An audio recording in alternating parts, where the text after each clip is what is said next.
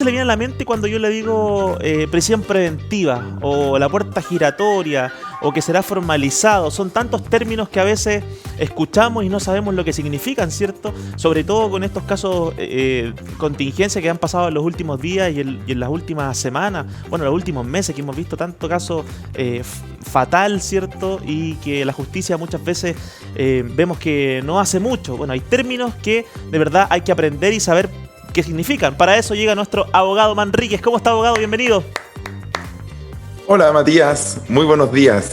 Efectivamente, todos los días, toda la semana aparecen nuevos casos y que también en la gente genera cierta incertidumbre, muchas veces impotencia, porque las personas dicen, oye, ¿cómo es posible que un delincuente que acaba de cometer un delito, que lo pillaron flagrante cometiendo un delito, salga en libertad? Exacto. Y no así otras personas que durante el proceso penal quedan en una prisión preventiva, que se extiende por el tiempo, incluso 2 años. Hoy día se está planteando ya, incluso a nivel político, lo que se conoce como la libertad para los presos de la revuelta. Entonces, todo eso, porque está hoy día en prisión preventiva y la gente dice, no, es que está en la cárcel, pero lo cierto es que no está cumpliendo condena. Claro. Entonces, es importante poder aclarar también y entender qué es lo que está detrás de esto. No es que exista una idea maquiavélica de querer imponer un modelo en el que desprestigie a la justicia, sino que la justicia fue creada, hoy día nuestro modelo de justicia fue creado en un sistema de embudo. ¿Qué quiero decir con esto, Matías? Para ya adentrarnos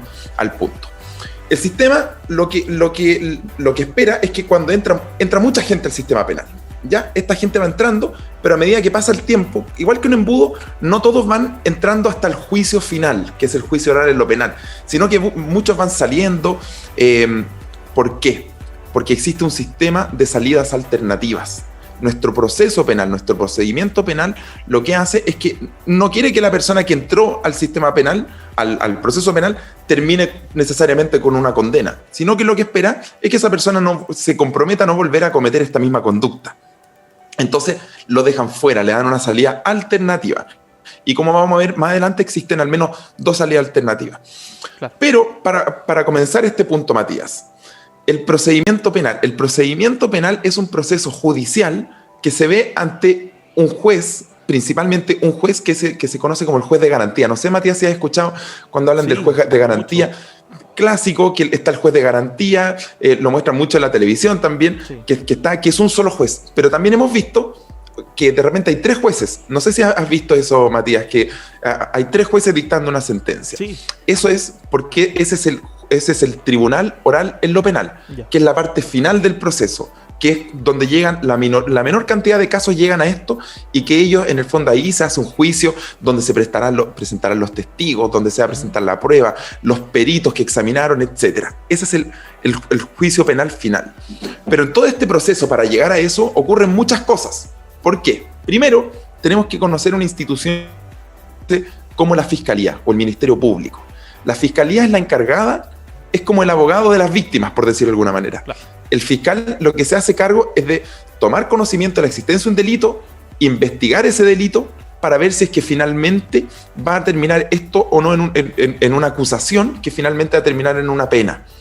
Pero para todo el proceso, el juez de garantía, como bien dice su nombre, busca garantizar los derechos de las víctimas y de los imputados. Ya. El juez de garantía viene a garantizar los derechos, es decir, que no se sobrepase la fiscalía en sus atribuciones. Claro.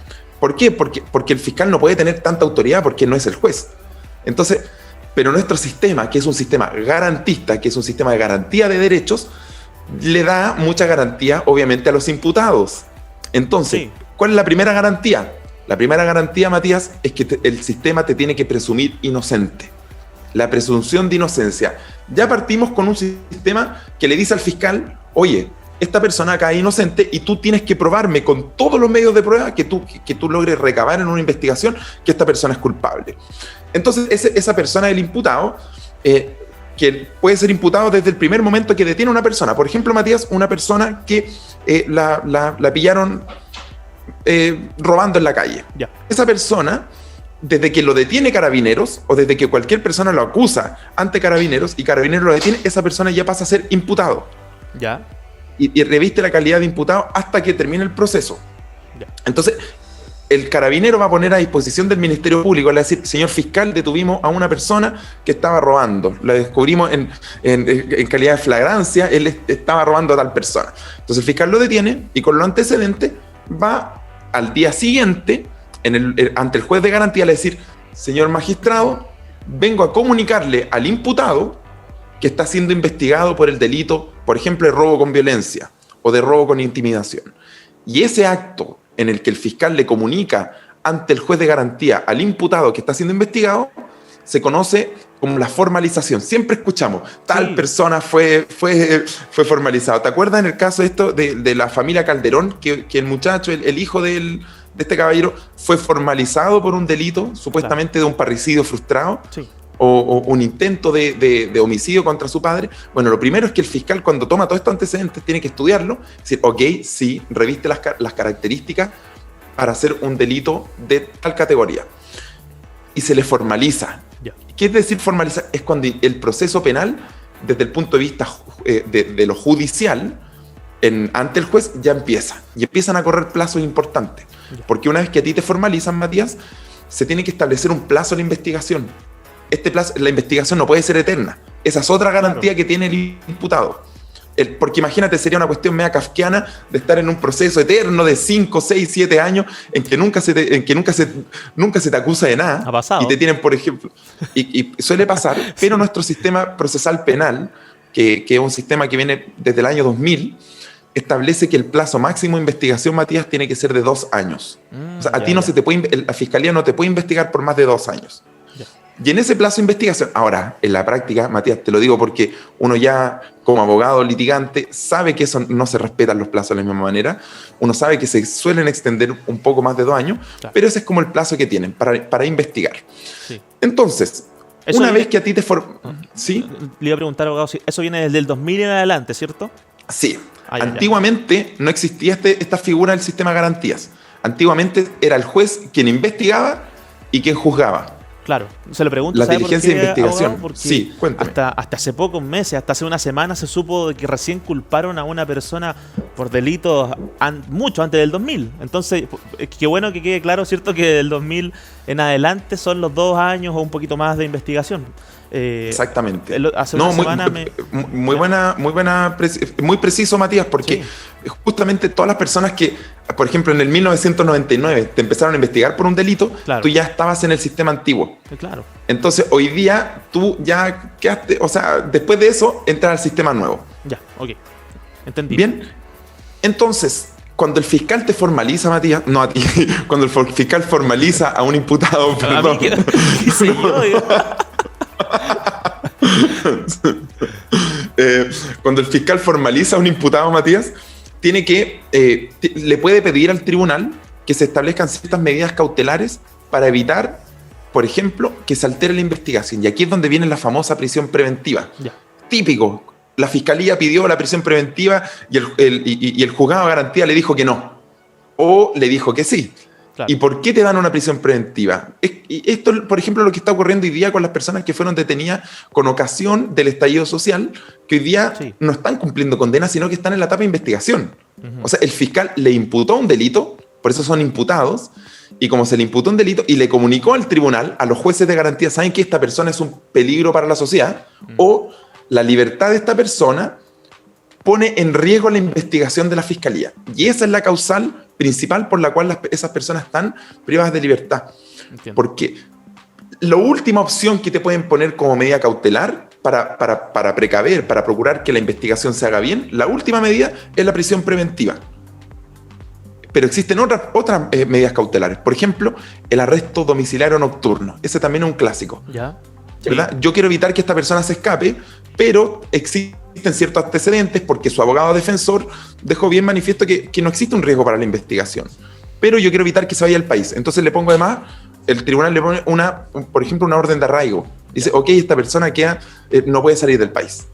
Suspensión de licencia de conducir para evitar que esta persona pueda trasladarse de un lugar a otro. Y cualquier medida cautelar, arresto domiciliario total. Ya. O sea, la persona tiene que cumplir, en vez de estar en el penal, por ejemplo, en Santiago 1, haciendo la prisión preventiva, como la libertad de esa persona no pone en riesgo a la investigación, ok, lo puede hacer en su casa. Ya. Pero obviamente la fiscalía presentará todos los antecedentes, los que quieran. Mire, en esa imagen que se está viendo ahora ahí, hay 3 jueces. Claro. Esos 3 jueces es el tribunal oral en lo penal. Eso es lo que viene al final del proceso. Ya. O sea, cuando ya pasó todo esto, el del juez de garantía, esas 3 personas van a oír la prueba. ¿Qué es lo que presentan los jueces? ¿Qué es lo que presentan los abogados de cada parte? El querellante, el abogado defensor, el fiscal. Y ellos dictarán la sentencia. Pero no se va a llegar hasta esa persona, sino hasta por lo menos 2 años después de una investigación. O quizás menos, dependiendo el tiempo que la fiscalía tuvo para investigar. Bien, entonces, ¿qué es lo que ocurre, Matías, en nuestro sistema tan garantista? Cuando las personas no han cumplido, por ejemplo, condena anterior o que tienen una conducta anterior no tan reprochable, por decirlo de alguna manera, el fiscal, lamentablemente la fiscalía tiene una sobrecarga de trabajo, Matías.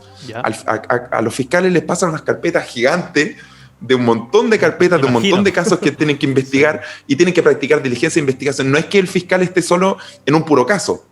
Claro. No, el fiscal tiene muchos casos que llevar. Entonces, hoy día también eso se transformó, es parte del oficio de la profesión, que se aplican mucho las salidas alternativas. ¿Por qué? Si una persona, por ejemplo, Matías, que tenía una buena conducta anterior, cometió un delito, ya que no tiene mucha gravedad, supongamos un delito que merezca una pena inferior a 3 años. Claro. ¿Ya? Entonces, cuando la pena es inferior a 3 años, el fiscal le dice, mire, ¿sabe qué, señor? Esta es primera vez que usted hace esto, yo le ofrezco una suspensión condicional del procedimiento. ¿Ya? ¿Y qué es la suspensión condicional del procedimiento? Es que todo esto que se viene, evitemos llegar hasta esos 3 jueces. Ya, ok. Evitemos llegar ahí, pero usted se compromete a cumplirme una condición, que va a ser, por ejemplo, dar una suma de dinero a bomberos de la región o de la localidad donde usted se cometió este delito. Por ejemplo, ayudas sociales. Por ejemplo, también, Matías, la otra condición obvia es que durante 2 años tú no vuelvas a cometer este mismo delito o esta misma falta o lo que sea, o no vuelvas a recaer en una conducta parecida. Entonces, si en el plazo de 2 años pasa, entonces se suspendió el procedimiento y a ti se te absuelve, Matías. Esa persona queda libre de cargo por el plazo de la suspensión condicional.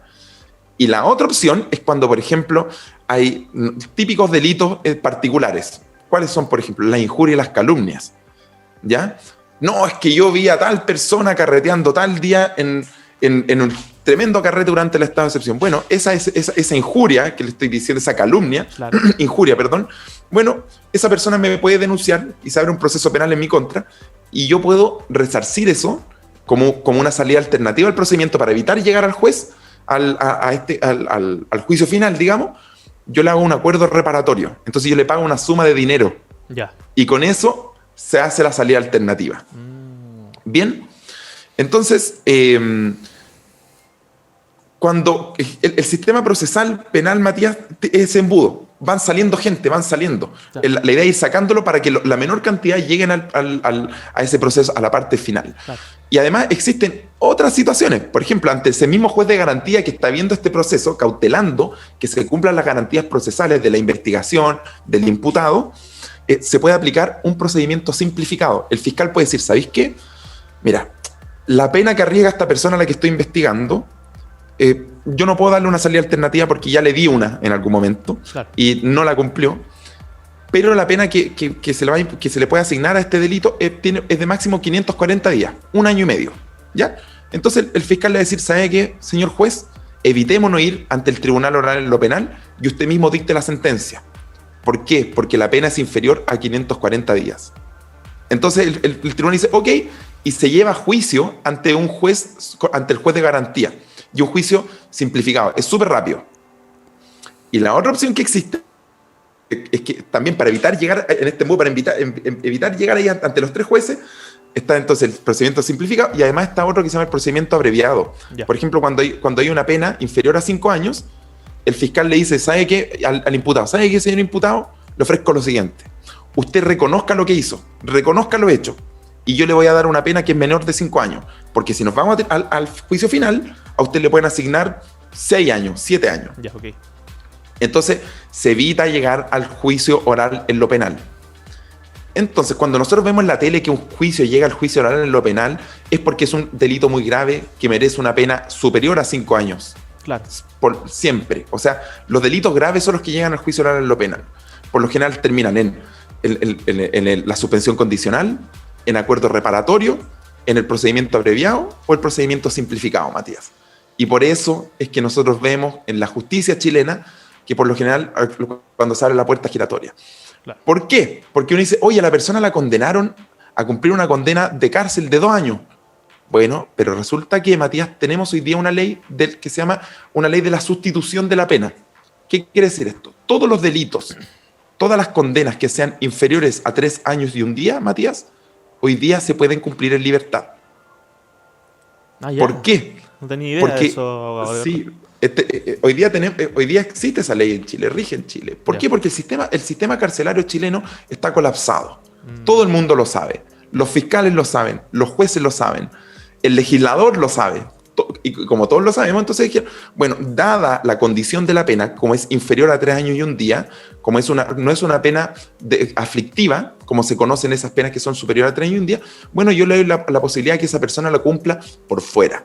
¿Y cómo? Bueno, durante estos 3 años, por ejemplo, de condena, o 2 años que se le asignó, a esa persona se le va a quedar con arresto domiciliario. Ya. Okay. O arresto domiciliario nocturno. Lo mismo que las medidas cautelares.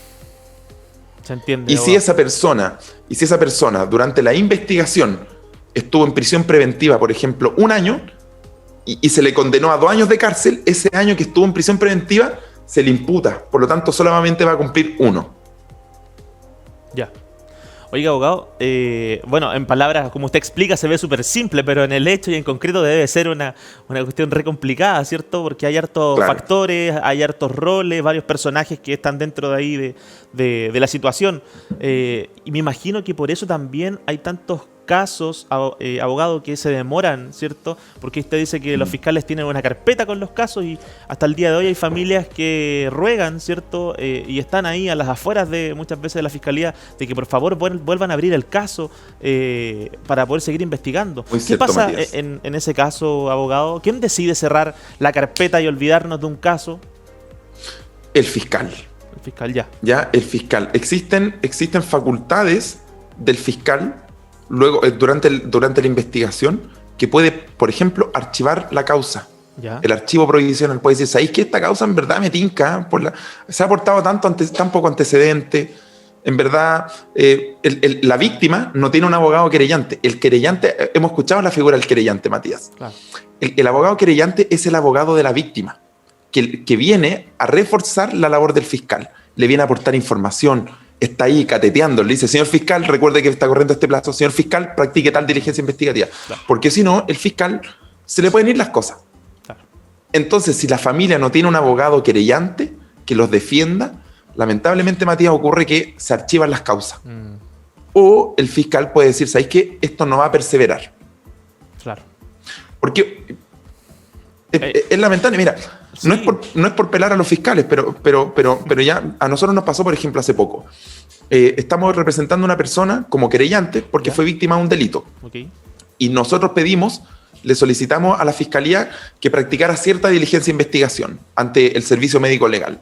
Y esta diligencia de investigación estaba agendado para agosto de este año. Pero resulta que la fiscalía dijo, ok, entonces yo le pido al tribunal ampliar el plazo de investigación. Y resulta que llegamos a la audiencia y el fiscal que tenía la causa no era el fiscal titular, era un fiscal adjunto que le pasaron una minuta y llega al proceso y dice, ok, sí, vamos a pedir una ampliación de la investigación por 20 días.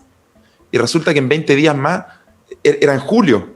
Claro. Y la diligencia de la investigación estaba para agosto. Entonces, si nosotros como querellantes no hubiésemos estado ahí, se cierra la investigación sin que se haya practicado una diligencia. Claro.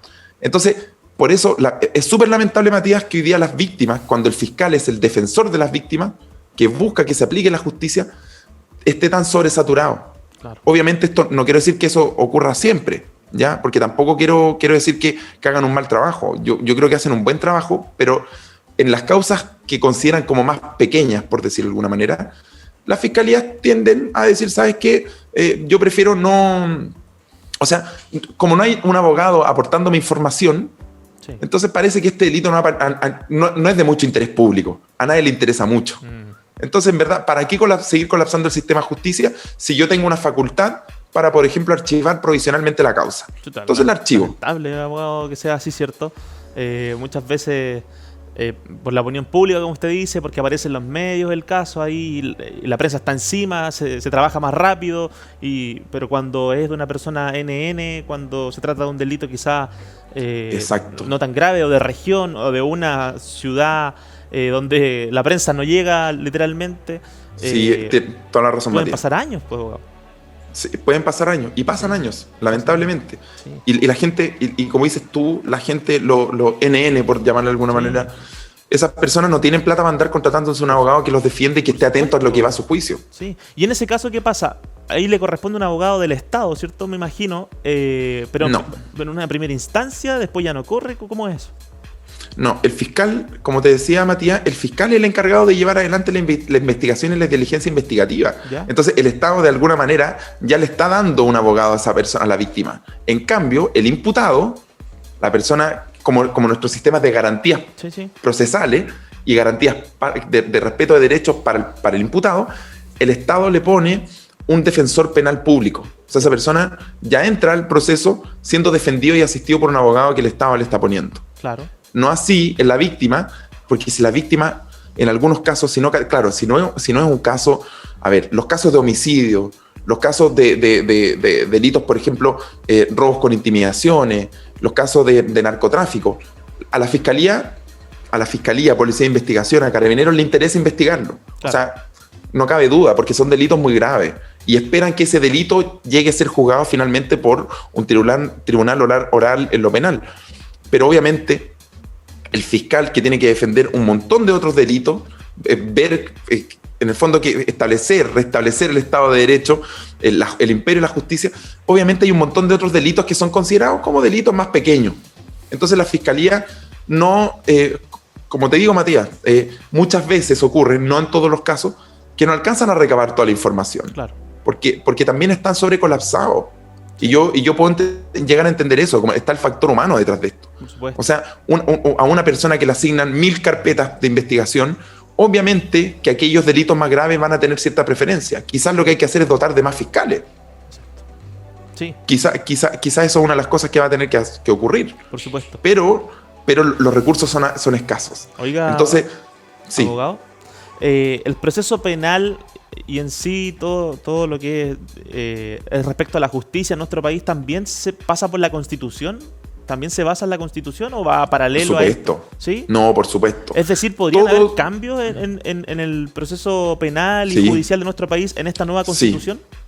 Sí. Súper buena pregunta, Matías. La Constitución efectivamente establece las normas generales para cada uno de los poderes, ¿verdad? El legislativo, el judicial y el ejecutivo. Claro. Y tiene un acápite, un apartado que habla sobre el poder judicial. Y si existe, por ejemplo, una norma nueva que se establezca en la Convención Constitucional que afecte de alguna manera al proceso penal, el proceso penal, lo que está en la ley, va a tener que cambiar. Claro. Porque la Constitución prima por sobre todas las leyes. Y hoy día, el Código Procesal, el Código Procesal Penal, ¿sí? Este código es una ley. Nosotros le llamamos código porque reúne muchas normas, ya codifica normas. Hay un montón de leyes detrás de esto, pero el rango jerárquico que tiene es de ley. Y la Constitución está sobre esto. Entonces, si la Constitución se modifica y altera en algo, alguna norma particular de acá, esta también se va a ver alterada. Incluso podría llegar a derogarse. Se entiendo, abogado, totalmente. Entonces, de verdad que me impacta algunas cosas que nos ha contado. Yo creo que a la gente que está en la casa también, abogado, son cosas que de repente uno no sabe, ¿cierto? Uno no se entera que están pasando, cómo es realmente el proceso penal, y que bueno, entonces que esta nueva Constitución traiga cambios y de una vez por todas quizás se le dé más, no sé si la palabra es el favor o más derecho a la víctima que al victimario. Sí, estoy totalmente de acuerdo contigo, Matías. Hoy día esa es una deficiencia que tiene nuestro sistema. Que el sistema, si bien es un sistema garantista, está bien ser garantista. No puede estar mal ser un sistema garantista. Si, Sí. Imagínate, te imputan un delito que tú no cometiste Terrible. y no se te presume tu inocencia. O sea, la garantía es para las personas que son inocentes. Sí. Pero lamentablemente parece que la balanza de las garantías se fue muy para un lado, que es del lado del imputado, Sí. y se desasistió a la víctima, dándole un montón de atribuciones a la fiscalía, que está bien que las tenga, pero quizás no acompañado de los recursos que necesitaba para que esto pudiese llegar a un final más equilibrado. Entonces, las víctimas son finalmente las que la pasan mal. Y por eso la gente tiene una sensación de que aquí no hay justicia. Porque dice, chuta, mira, claro, hay un proceso, esa persona va a llamar al fiscal, si es que logra hablar con el fiscal le va a dar una explicación súper burocrática, que en el fondo es porque está obligado a seguirlas, claro. Pero esa persona no queda satisfecho con eso. Por supuesto, es que abogado, ¿qué más vamos a pensar si con los casos últimos, ¿cierto?, de los últimos años que han sido terribles en algunos momentos, nos daba a pensar que no hay justicia en nuestro país, realmente. O sea, no podemos pensar otra cosa. Exacto. A la Ahora, gente que le ha ido bien con la justicia ha tenido mucha suerte.